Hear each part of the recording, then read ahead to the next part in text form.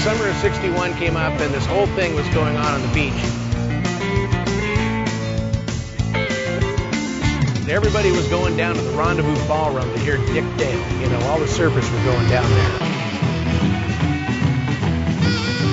Every weekend the place was packed with surfers who came to hear Dick Dale and the Deltones. It was so much fun. So we thought, hey, we ought to get in on this. We started throwing dances right there in Redondo Beach. For my 15th birthday, I asked for a guitar and an amplifier. That was the guitar I recorded and wrote Pipeline on. And many years later, my dad said that was the best $100 he'd ever spent.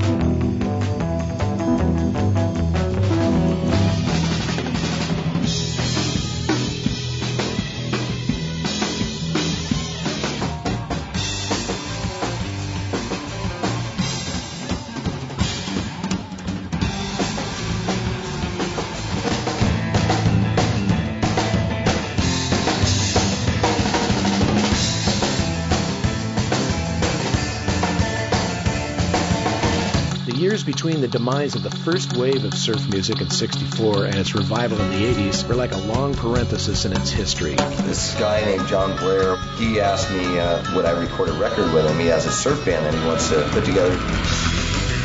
So I said, sure, you know, if I can play loud, hard, and fast, I'll do it. Second wave revivalists were still rooted in the '60s model, but you can hear hints of the later influences coming in. We weren't so much about replicating the sound of the '60s as we were about picking the music up where it had left off and moving ahead with it. Stuff blew up really fast. It was really fun and exciting. The reverby soundtrack of Pulp Fiction convinced a whole new generation that surf music was about as cool as it gets.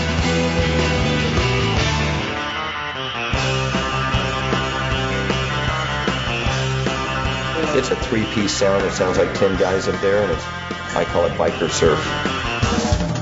In 1989, I opted to join the Surfaris. The familiarity of Wipeout has given this band a unique opportunity to bring authentic surf music to many thousands over the years.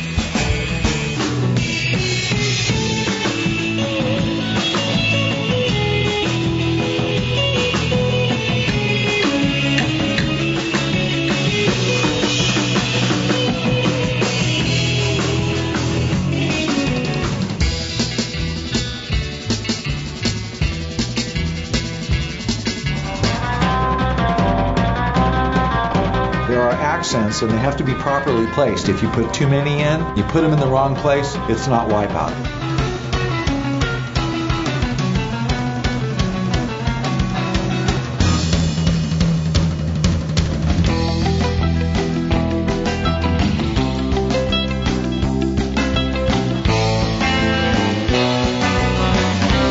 Just like Dixieland is for New Orleans and the blues is for Chicago, surf music is for California. It's an indigenous Southern California folk music.